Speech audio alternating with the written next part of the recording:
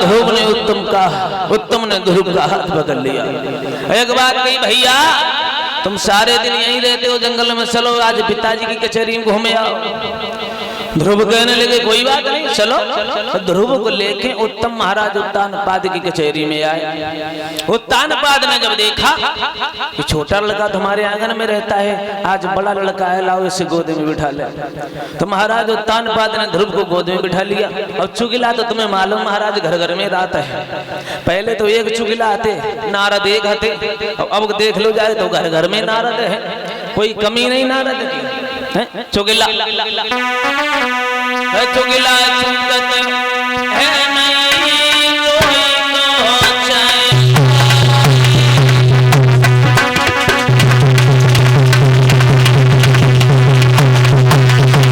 चुगिला बड़ा खतरनाक होता है। चुगिला चुगत है नहीं रोई तो जाएगा।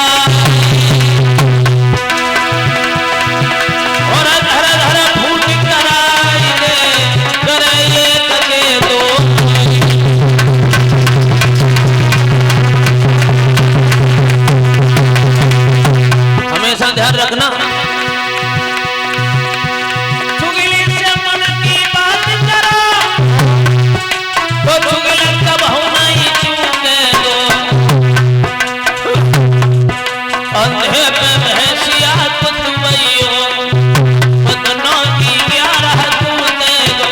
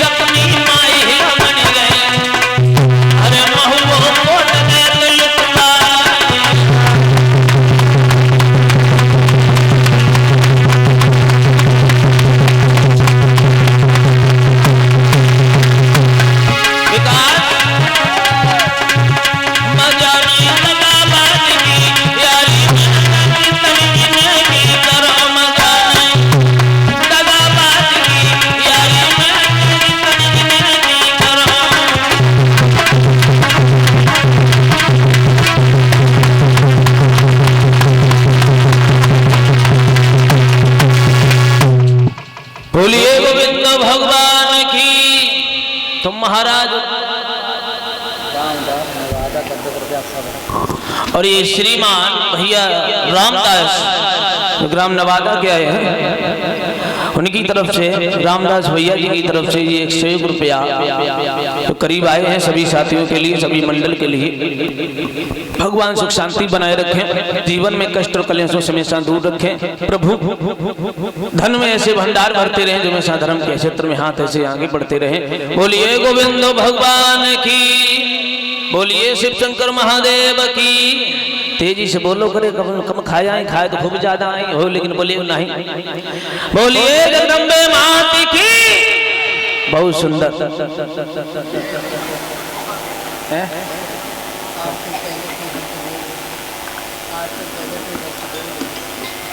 तो उसी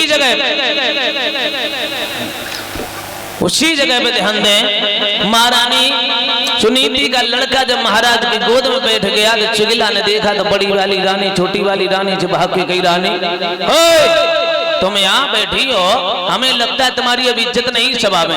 क्यों क्या हुआ? बोले हुआ क्या, तुम्हारा कोई सम्मान ही नहीं। बोले काहे? बोले सम्मान तो बड़ी वाली रानी का है, देखो तुम्हारा लड़का नीचे खड़ा है और उसका लड़का उसकी गोद में बैठा है, बताओ कौन बड़ा हुआ?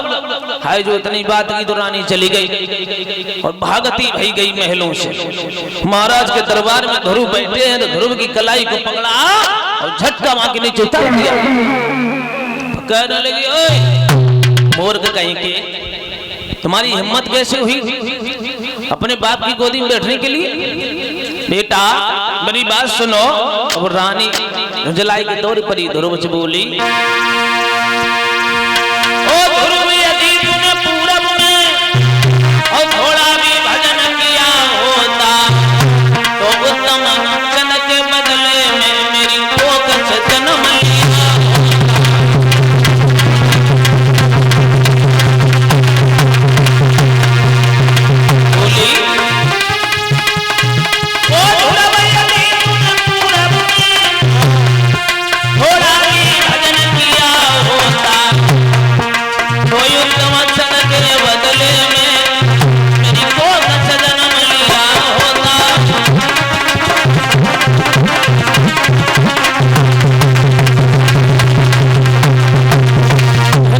पागल, अगर तू तुमने लीला भजन कर ले तो हमारी कोख से नहीं जन्म ले तो भाग जा। हाय ध्रुव तो रोते हुए मैया के पास में आ गए। वो तान पार चुपचाप बैठे रहे, दो शब्द नहीं कह पाए, काय को मारा है। ध्रुव रोते हुए मैया के पास आए और मैया सुनीति ने जैसे ध्रुव को देखा बोली, लाला किसने मारा है मेरे बालक? अरे तू वैसे दुखिया का लड़का है, गरीबनी का लड़का है और तुझे किसने मारा है? तो ध्रुव कहने लगे, मैया मारा किसी गैर ने नहीं है। और ध्रुव रो के बोले, माँ किसने मारा है? हर बबला ने मोरी उठाई गोद में थारो,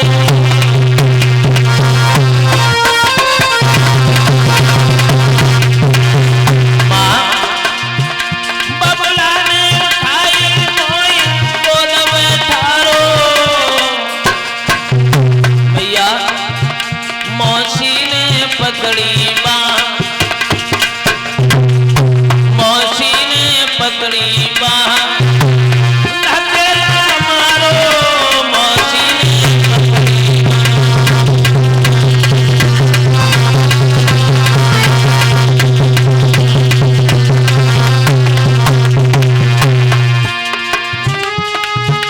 मेरी माँ मौसी ने गले के छोले, मौसी को दुख मोए नाई पिता नहीं मुख से बोले।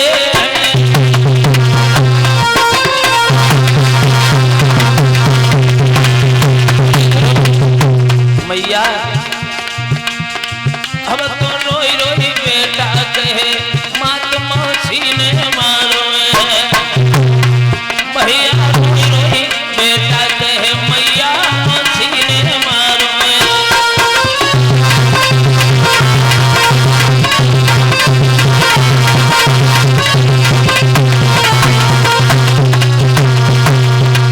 कहने लगे ध्रुव, मैया मुझे मौसी ने मारा है, लेकिन तू किस बात का नहीं मुझे मौसी ने मारा, लेकिन तू किस बात का है कि पिताजी मुख से बोले। कहने लगी मैया, लाल अरे अगर वो तेरे पिता होते तब तो कुछ कहते, तेरे पिता तो कोई दूसरे हैं, वो तेरे पिता कहाँ हैं? ध्रुव चौंगे, क्या कह रही हो आप? हमारे पिता? फिर हमारा पिता कौन है माँ? तो मैया समझाने लगी, सुन तेरे पिता कोई और है, तेरे पिता राम हैं, परमात्मा हैं। बोली,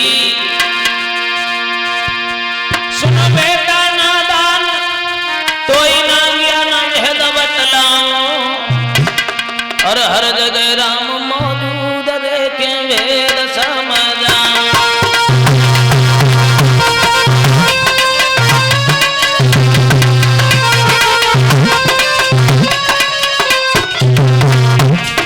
बोली माँ, अरे सुन बेटा नादान, तोई ना ज्ञान भेद बतलाऊं, भेद बतलाऊं।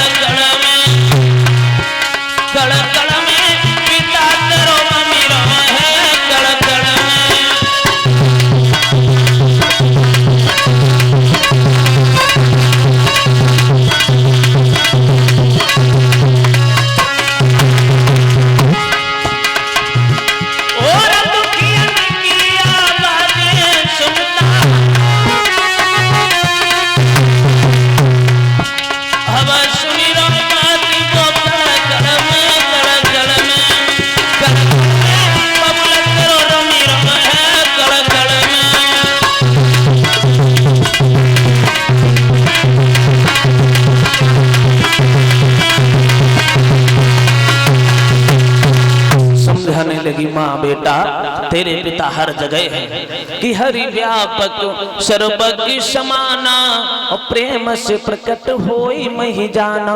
भगवान कड़कड़ में है, जहाँ उन्हें प्रेम से दहाओ, प्रेम से बाजो और प्रेम से उनका कीर्तन करो, भगवान प्रकट हो जाते हैं। तो कहने लगी माँ बेटा तेरे पिता हर जगह है। ध्रुव कहने लगे मैया अब तो हम अपने पिता के दर्शन करने हैं। तो माँ कहने लगी बेटा अभी तू छोटा है, जब तू बड़ा हो जाना फिर दर्शन कराना, भगवान का ध्यान करना। ध्रुव कहने लगे मैया अब मैं बड़ा हो गया हूँ, अब मैं भगवान का भजन करने जाऊंगा। और माँ कितना भी रोकेगी मैं नहीं मानूंगा मैया, मुझे पिता के दर्शन करने हैं। अब ध्रुव नहीं मान रहे, माँ समझा रही मान जाओ लाला, लेकिन ध्रुव नहीं मान रहे। कहने लगे मैया कोई बात नहीं मुझे जाने दे। और बोले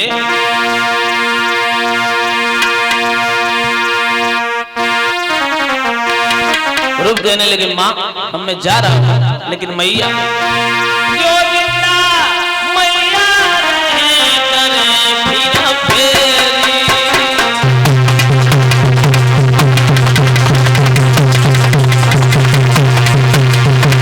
माँ जो जिंदा मैया रहे करे फिर फेरी, नहीं ले ले तू फिरला मैया, नहीं ले ले तू फिरला आखिरी मेरी, नहीं ले ले तू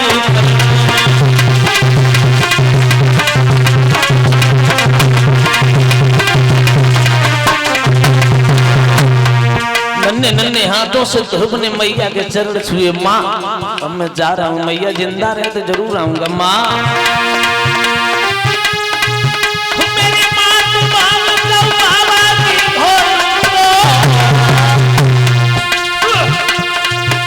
और बिनवर धोनी पूरा तको चरण पे लौट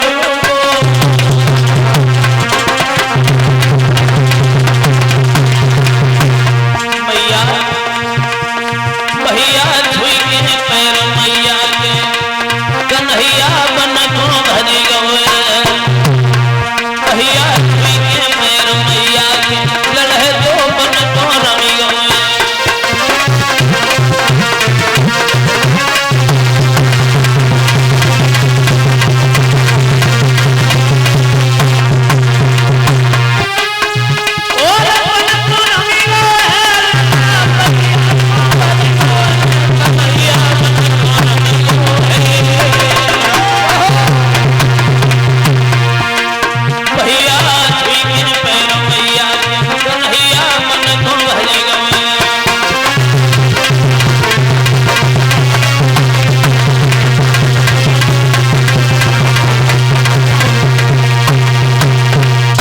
बोलिए गोविंद भगवान की। ध्रुव मैया के पैर छुए अपन को भाग खड़े हुए। उत्तानपाद ने जब सुना है कि हमारा बला लड़का जंगल में जा रहा है,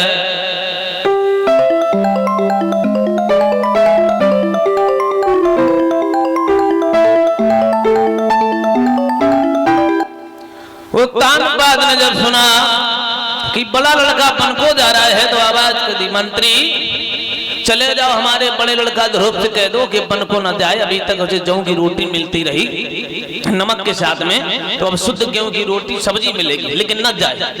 मंत्री आगे आ गया, कहने लगे बेटा ध्रुव अरे काय को जंगल में जा रहे हो, लौट चलो, अब तो लॉटरी लग गई। बोले क्या? बोले पहले जौ की रोटी मिलती थी, अब शुद्ध गेहूं की रोटी सब्जी मिलेगी। भगवान की बात सुनी, ध्रुव ने यह सुना तो हंसने लगे, वाह भाई वाह, वाह रे भगवान, अभी तुम्हारे नाम से खेत भी नहीं निकल पाया, अभी से गेहूं की रोटी सब्जी मिलने लगी। बोले नहीं, मना कर दो, जाके ध्रुव नहीं लौटेगा, ध्रुव पिता को प्राप्त करके लौटेगा। उत्तानपाद ने खबर सुनी, ध्रुव नहीं मार रहे, फिर खबर भेजवाई, बोले जाओ आदि राज्य को, अयोध्या जो है, अयोध्या आदि राज्य जो है तुम्हें दे देंगे। मंत्री ने कहा बेटा ध्रुव अब तो डबल लॉटरी लग गई, अब तो लौट चलो। बोले क्यों? बोले अब तो अयोध्या का आधा राज आपको मिलेगा। ध्रुव हंसने लगे, वाह भाई वाह, हरे भगवान, अभी तो 10 खेतों नहीं निकल पाए, आधो राज्य मिलने लगो, चले जाओ, हमें राज नहीं चाहिए। तो महाराज उत्तानपाद ने कहा अब तुम जाओ, घोष करवा दो कि आज के बाद पूरी अयोध्या का राजा हमारा बड़ा लड़का ध्रुव बनेगा। समझ ध्रुव को खबर मिली, ध्रुव हंसने लगे, अरे भगवान अब तो पूरा राज दे रहे हो। नहीं, तुम्हारी बातों में नहीं आएंगे, हम तुम्हें प्राप्त करके रहेंगे। यहाँ देखो ध्रुव की कथा सीख देती है क्या? ध्रुव की कथा ये सीख देती है कि व्यक्ति जब धर्म के क्षेत्र में आगे बढ़ता है तो माया पीछे लगती है। कहीं माया बड़े बड़े प्रलोभन देती है तो फंस जाओ ना तो आगे निकल जाओ। ध्रुव कहने लगे बिल्कुल नहीं मानेंगे, भगवान का भजन करेंगे। नहीं मान रहे ध्रुव सीधे जंगल की ओर चले। उधर से देवर्षि नारद ब्रह्मपुत्र बीड़ा को बजाते हुए चले। सभी लोग ताली बजा के बोलेंगे,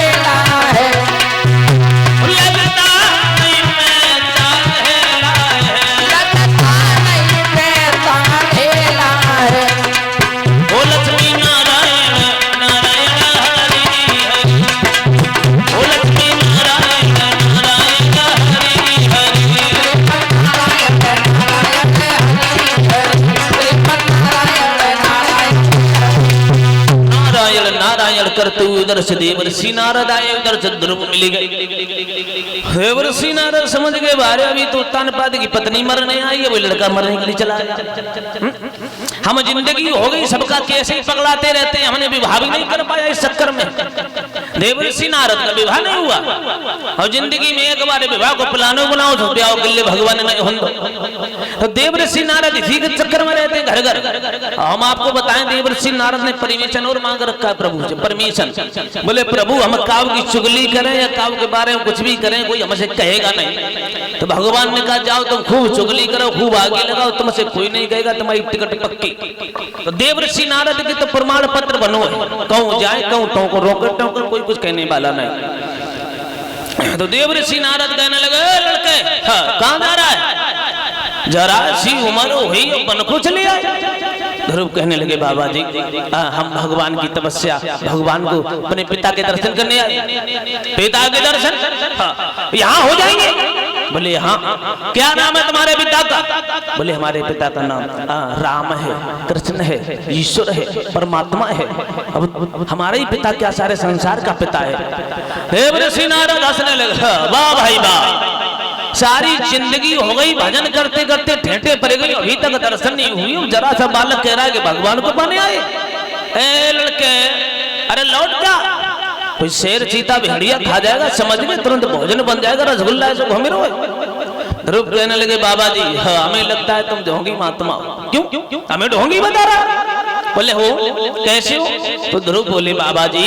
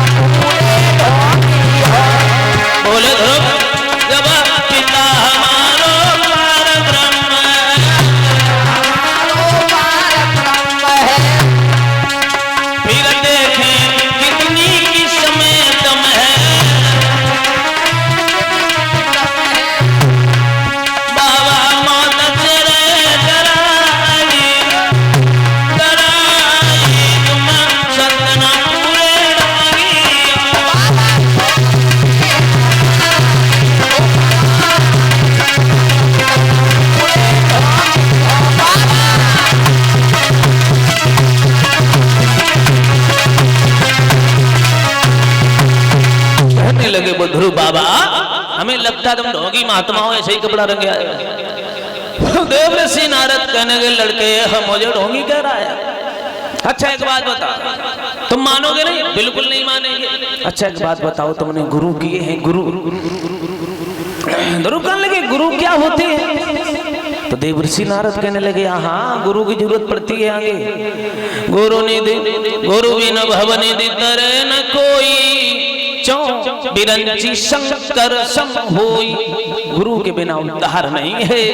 एक बात हमेशा याद रखना, जिसके जीवन में गुरु नहीं है तो निगुरा के समान है। निगुरा जिसके जीवन में गुरु नहीं, जिसके मस्तक पर तिलक नहीं, जिसके गले में कंठी नहीं और जिसके मुंह पर राम का नाम नहीं, वो जिंदा आदमी मुर्दा है। याद रखना हमेशा, क्योंकि हम सब हिंदू हो, सनातनी हो, तो हम तुमको तिलक लगाना चाहिए कि नहीं लगाना चाहिए? प्रत्येक मनुष्य अपने मस्तक पर तिलक लगाए, सुबह नहाए और बिना तिलक वाला मस्तक सूना लगता है। जिससे मस्तक पर तिलक होता है, कुमकुम का लगाओ, चंदन का लगाओ, किसी का भी लगाओ, लेकिन तिलक सर पे होना चाहिए।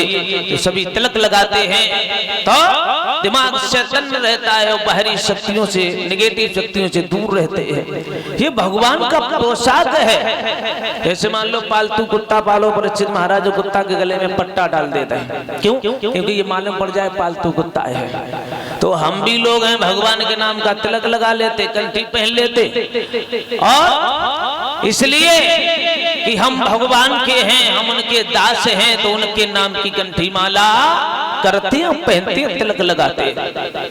भाई जैसे कोई स्त्री है अपने पति के नाम की मोहर करती है, सिंदूर लगाती है, क्यों? पति के लिए। तो हमारे भी पति परमात्मा है, तो हम उनके लिए माला तिलक छापा सब लगाते पहनते। याद रखना, जिनके अंदर भगवान की भक्ति नहीं है वो नुगरा के समान है। इसलिए जीवन में ये काल पीछे पड़ा है। कैसे पड़ा है? कि कलिकाल कुठार लिए फिरता, जगी बेढ़व मार ढीली में ढीली, करिल भजन योरी रचना, कौवंत समय कहिली महिली।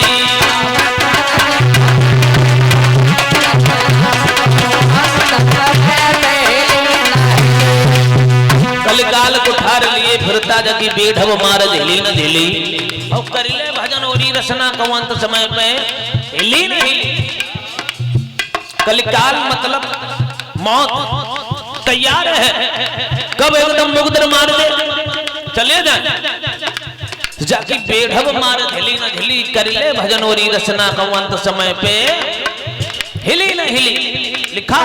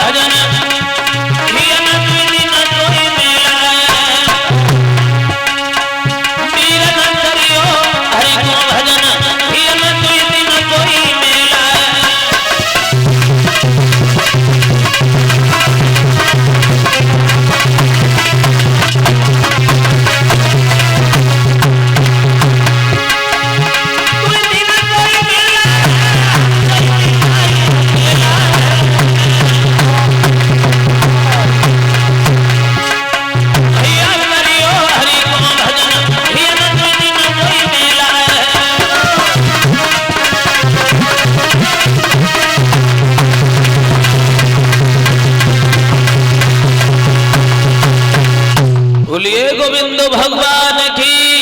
तो कलिकाल कुठार लिए फिरता जगी बेढ़व मार झली न झली, इसलिए कर ले भजन ओरी रचना, अंत समय पे हिली न हिली। तो जीवन में सुबह शाम तो परमात्मा का नाम लेना चाहिए। कोई भी नाम प्यारा हो, हम ये नहीं कह रहे राम का लो, कृष्ण का लो, राम कृष्ण काली शंकर भगवान, हमारे यहाँ तो देवते ही देवता है। और धर्म में देख लो तो ये कई बड़े बड़े धर्म देव, एक ही पुस्तक है, एक ही देवता, अगर लड़ाई हो जाए तो जाए कहाँ? हमारे धर्म में अगर शंकर जी से नहीं बन रही तो राम में बढ़ जाओ, और राम से नहीं बन रही तो कन्हैया पकड़ लो, और जब कन्हैया से नहीं बन रही तो मैया को पकड़ लो। है तो फायदा ही फायदा है, हजारों ग्रंथ हैं, लेकिन फिर भी हिंदू इतना मूर्ख हो गया जो ये दूसरे के धर्म पे पीर मजाना बजाता है। हम किसी की बुराई नहीं कर रहे, लेकिन जब तुम्हारे देवी देवता है, तुम्हारा धर्म सबसे श्रेष्ठ है, और फिर तुम दूसरे धर्म में जाते हो तो नरक में भी जगह नहीं मिलेगी। याद रखना, ये सनातन धर्म हमें हिंदू धर्म बड़े ही भाग्य और सौभाग्य से मिला है। इस सनातन धर्म में बड़े बड़े योगी, बड़े बड़े ऋषि मुनिंद्र हुए हैं। यही वो धरती है जहाँ राम और कृष्ण आए हैं, अंत कहीं नहीं भगवान आए। और हमारे ही देश को भारत माँ का दर्जा दिया है, भारत माता। देखो, पाकिस्तान माता नहीं कहते, ना चीन माता, ना रूस माता, ना अमेरिका माता, ना जापान माता, कोई माता, लेकिन हमारे भारत देश को माँ का दर्जा मिला है, माँ, भारत माँ। ये भारत देश बड़ा सुंदर है, जो भाई हमारा भारत देश है, हजारों ब्रह्मचारी पैदा हुए। तो आओ उसी जगह पर ध्यान देते हैं। जब ध्रुव से कहा देवर्षि नारद ने कि कोई गुरु किए हैं, गुरु का मतलब होता है गु माने अंधकार, रू माने प्रकाश, जो अंधकार से प्रकाश की ओर डाल दे। कौन सा अंधकार, कौन सा प्रकाश? जो अज्ञान रूपी अंधकार जो हमारे हृदय में है, इस अज्ञान रूपी अंधकार से निकाल के ज्ञान रूपी प्रकाश में पहुंचाते, उसका नाम है गुरु। उसका नाम गुरु नहीं, पीछे लग जाता महाराज सदगुरु। गुरु तो बहुत हो सकते हैं, कैसे? जैसे तुम रास्ता में बाजार में जाओ या कोई रिश्तेदारी में जाओ, रास्ता भूल जाओ, और कोई ट्रक वालों ट्रैक्टर वालों मिल जाए, भैया ये गुरु जा रास्ता बताइए गुरु, तो बताए दी, सीधे चले जाओ। गुरु तुम्हारा मित्र भी हो सकता है, ए गुरु इधर इधर आना गुरु। अब तो गुरु हर जगह चले गया, गुरु गुरु कह रहे सब लोग। गुरु तो हजारों हो सकते हैं, लेकिन सदगुरु केवल एक होता है। सदगुरु कौन होता है? जो परमपिता परमात्मा से हमारा मिलन करा दे, जो सर पे हाथ रख के हमारा तीसरा नेत्र खोल दे, दिव्य दृष्टि प्रदान कर दे और परमात्मा का मिलन साक्षात्कार करा दे, वही होता है सदगुरु। बोलिए सदगुरुदेव भगवान की। और गुरु की महिमा बड़ी विचित्र है, याद रखना। जो लोग गुरु की अवहेलना करते हैं ना, उनके जीवन में नरक के अलावा कुछ मिलता नहीं। गुरु का अपमान नहीं करना चाहिए। अगर संत महात्मा हमारे भारत में ना होते, अगर संत ऋषि ना होते, तो बताओ हम तुम धर्म को जानते? हम तुम कोई वेदों शास्त्रों को पढ़ते? कोई अगर उनकी कथाएं सुनते? नहीं, ये ऋषियों की देन है, ये संतों की देन है, ये साधु सन्यासियों की देन है, बड़े बड़े योगियों और सिद्धों की देन है, जो हमारा भारत देश महान है। तो इसी भारत में राम और कृष्ण का भी अवतरण हुआ है। ये वो हमारा भारत देश है। हम धन्य धन्य हैं, हम कृत कृत्य हैं, जो भारत देश में जन्म मिला, यूपी राज्य में मिला और तुम्हारा कानपुर जिला में मिला।